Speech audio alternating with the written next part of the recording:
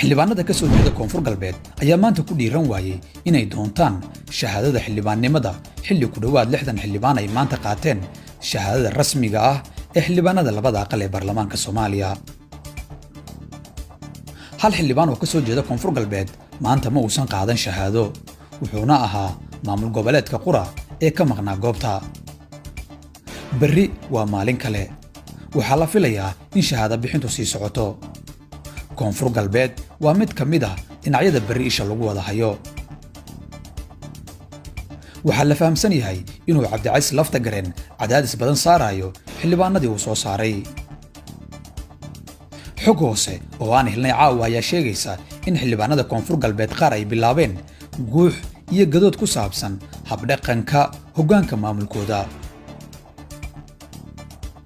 xildhibaano cusub oo badan ayuu soo saaray Laftagareen. qaar ayaa run mooda cabsigelinta iyo in lagu laaban karo kursigooda haddii ay maamulka ka hor yimaadaan, taasoo aad uga fog xaqiiqada iyo sharciga doorashada intaba. dadku waxay aad u raadinayaan xildhibaanadii waaweynaa ee ka soo jeeday koonfur galbeed, iyadoo lala yaaban yahay siday xildhibaanadaasi ugu qanceen inay noqdaan kuwa qol lagu xiran karo. xogahan caawa helnay waxay sheegayaan in laga yaabo in berri ay shahaado qaataan xildhibaano ka mid ah kuwa sida weyn loo yaqaano ee ka soo jeeda koonfur galbeed. dhowr xildhibaan oo dhiirata ayay u baahan yihiin xildhibaanada dhawaangalka ah ee koonfur galbeed ayay leeyihiin dadka isha ku haya xildhibaanadan weli loo diidan yahay inay masiirkooda madax bannaanaadaan.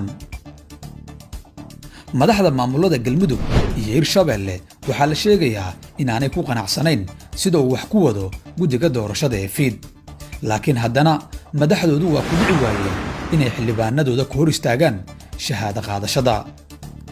si taas la mid ah ayaa laga sugayay xubnaha ka soo jeeda koonfur galbeed, balse maanta waa ku hor kufeen dadweynaha.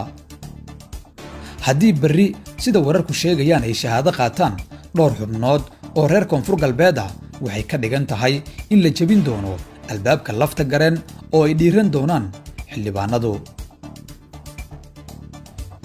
xubnaha reer koonfur galbeed ee la filayo inay berri shahaadada qaataan waa kuwa in muddaha ku soo jiray baarlamaanka.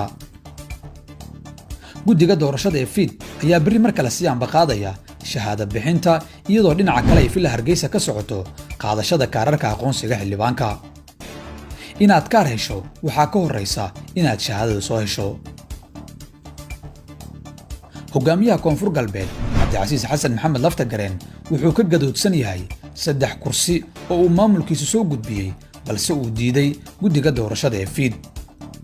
mid ka mid ah kuraastan waa Hob 103, waxaana laga boobay gudoomiyihii hore ee golaha shacabka Maxamed Sheekh Cusmaan Jawaari, kaas oo ay Soomaalidu si weyn uga xumaatay tacadiga lagu sameeyey.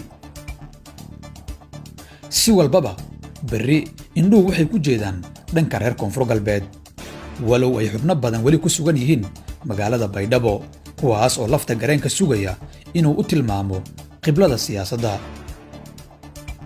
maxay kula tahay?